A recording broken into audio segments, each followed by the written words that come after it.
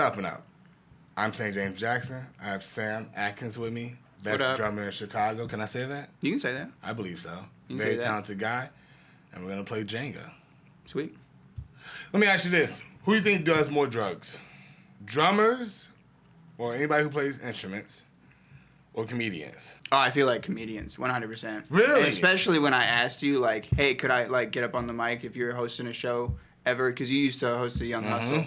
Yeah, man. And I was, like, an alcoholic as fuck back then. Like, I would have a handle to myself and, like, then go home and have a nightcap.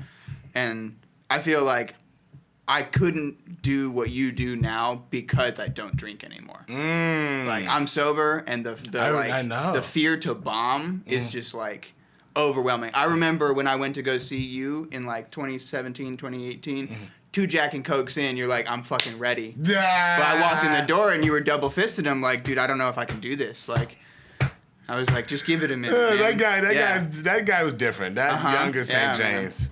Now I'm just like, no, musicians have their moments, like the Beatles before India and LSD, and then the Beatles after, doing a bunch of drugs together. But they're better after, right? Know? I like them better after. There's a lot of contrasting differences between the two people, like before and after a trip, but I feel like the quantity of drugs that musicians do is far less because they're doing like DMT and like going out there or imploding inside their own mind, and then they're good. They're like, I don't ever want to do that again. Comedians are like, I need to do this every goddamn time. Like, that's the sauce. That's the secret. Like, you can get lost in the sauce. That's a great point. I never thought about that. I do, and I'm trying to get sober because I do have a fucking drinking problem. Unless my dad's watching, then I don't have a drinking problem.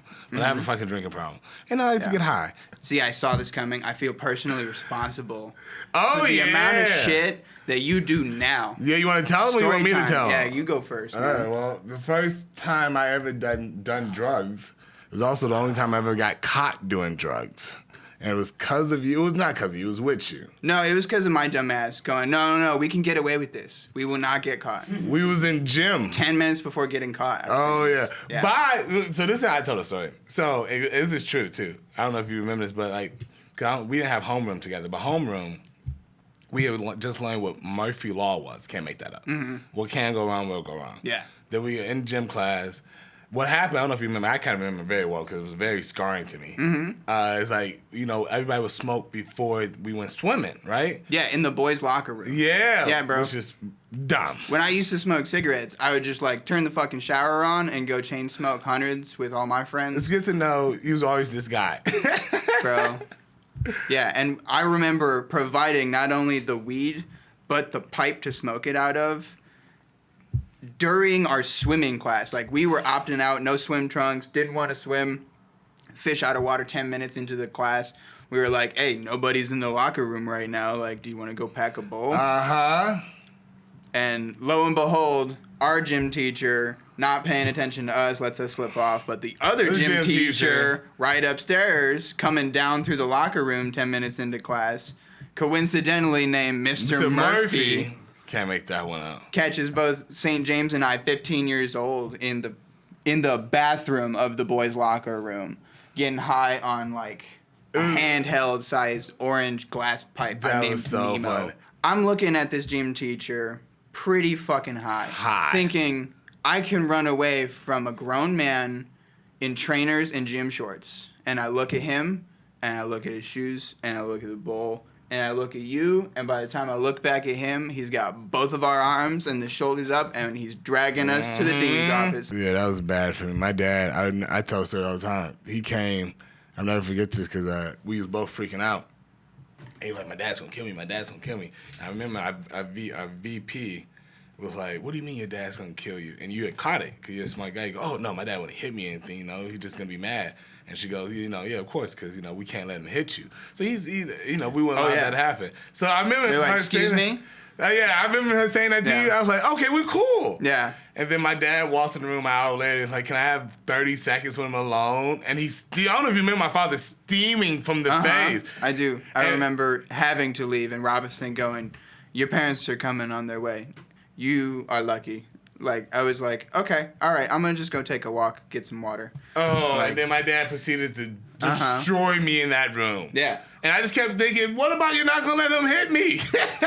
Yeah. Do you ever feel weird? Like I was watching some kids like run into an alley to smoke weed, and I just go, man, I missed them days. And my homie looks at me like, nigga, you can smoke weed whenever. I go, yeah, that's the problem. If you want to feel that rush, go back to Indiana, go anywhere, just like red state, and you will be hiding in dumpsters with your weed pipe like it's cracked. Do you ever feel like as a society we are getting too high? Oh fuck yeah. Oh yeah, you promote it, and especially in a lot of Western coast states like California and Oregon, they're like, and Colorado is legalizing mushrooms and shit. It's a lot of like therapeutic stuff and like guided by doctors with like ketamine and shit like that. And you know, whatever floats your boat. I'm not gonna kink shame, but man, somebody's pushing people to regulate getting high instead of dealing with their problems without substances. I feel the same way. God damn, Sam. What the fuck did you do to this No, thing? I took out the bottom, so your foundation's fucked. Fuck. Art of war.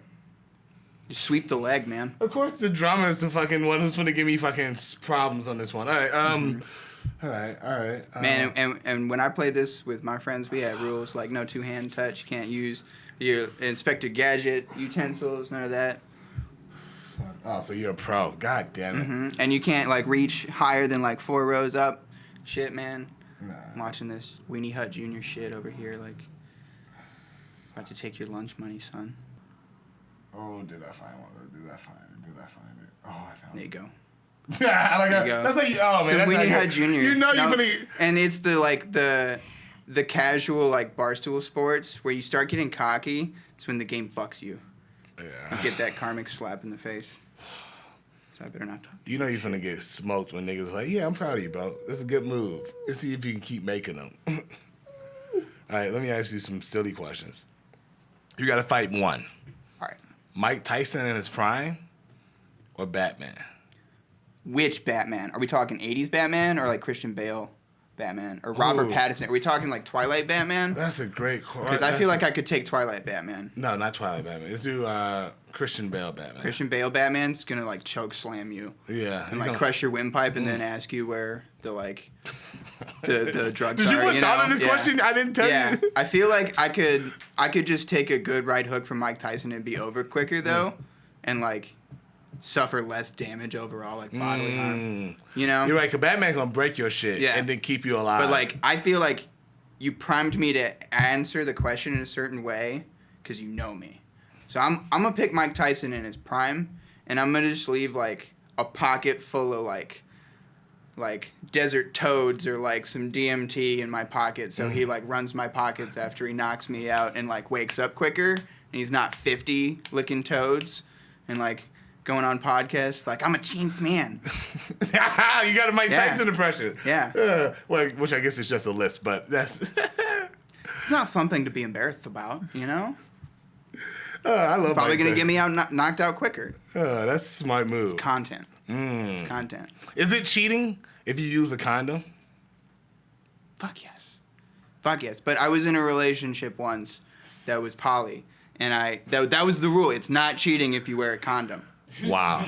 And she was seeing somebody else that was like coming in and out of town. So I was like, your rules, okay. And then Drunk Sam was like, fuck condoms. Ah, there it is. So she was like, all right, part B of the rule is no condoms. You getting tested.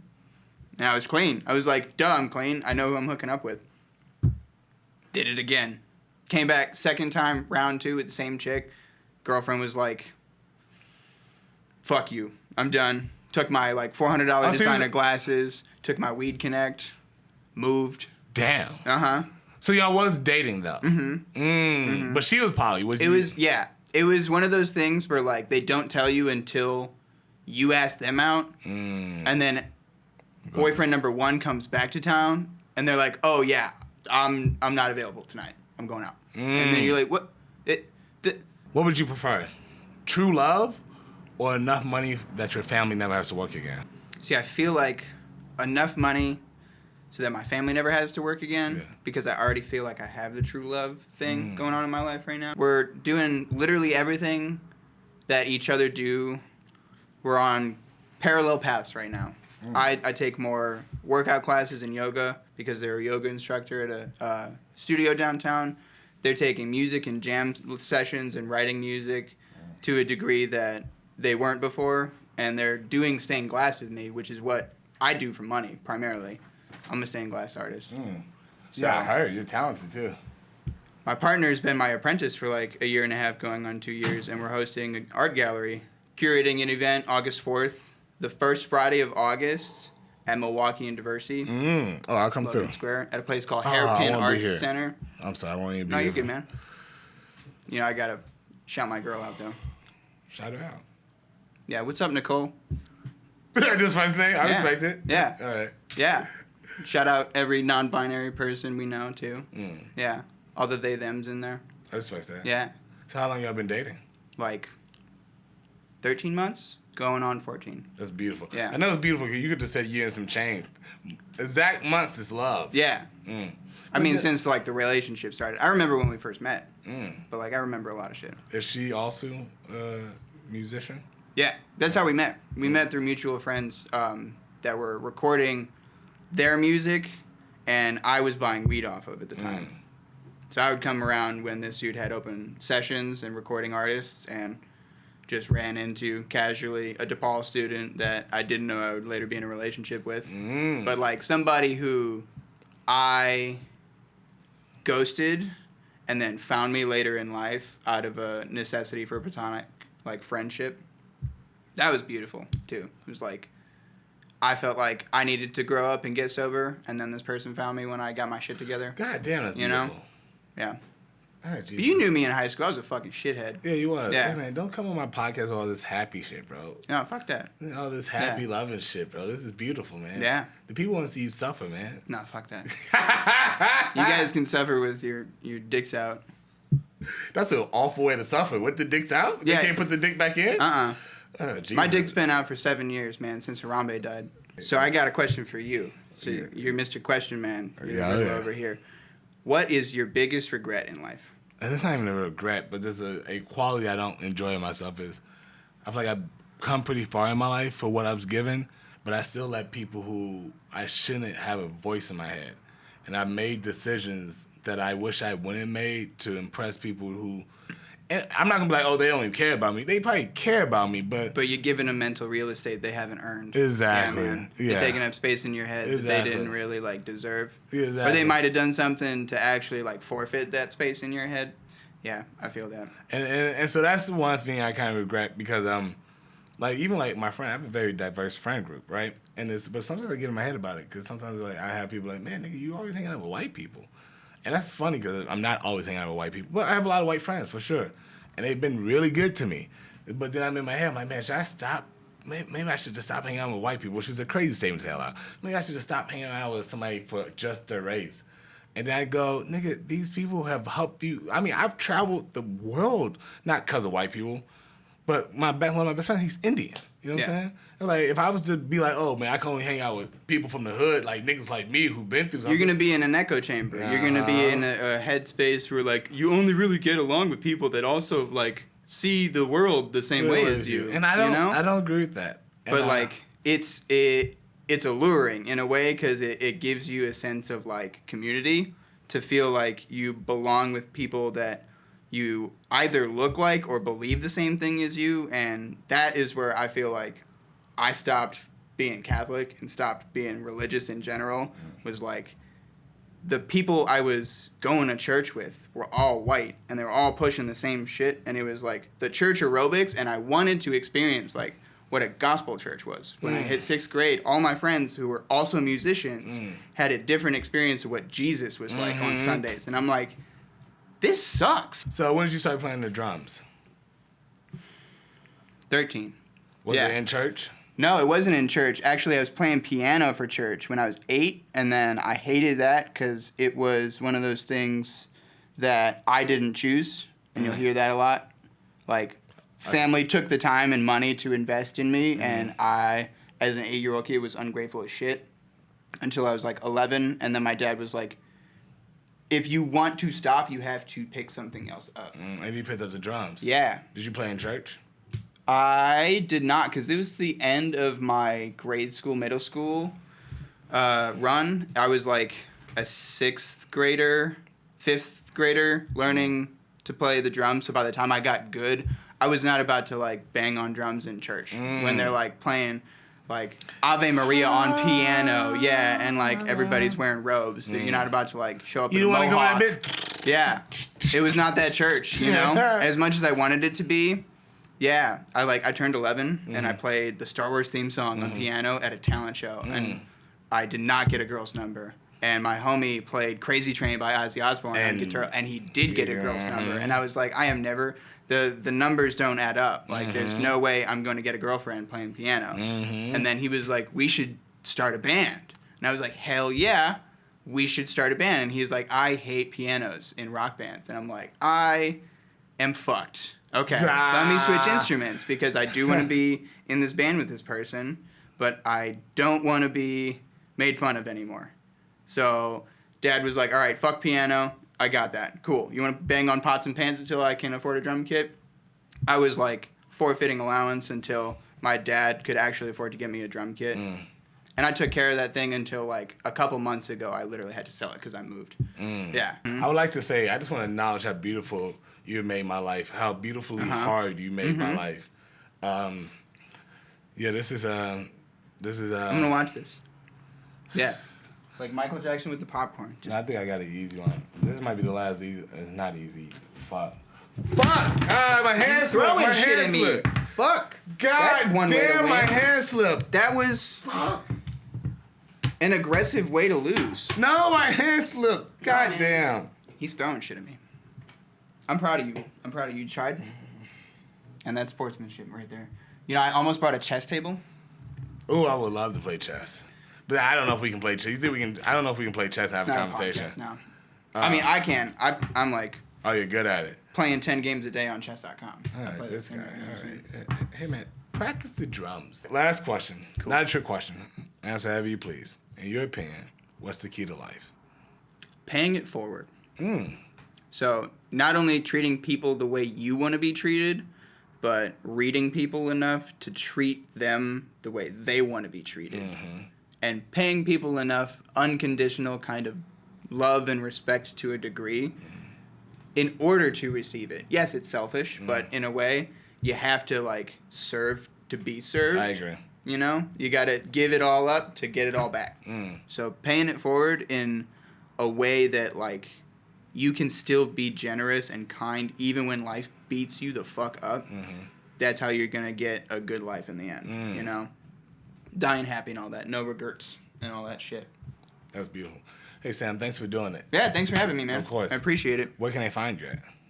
Find me on Instagram at Sam Makes Glass. My new stained glass company, Saturn_Glassworks. And you can find an Eventbrite link to purchase tickets for the August 4th event in my bio on Instagram as well. Swag. Doing it again, probably, hopefully? Hell yeah. Next time you're back from Toronto, I guess. Swag. That's our show. Deuces.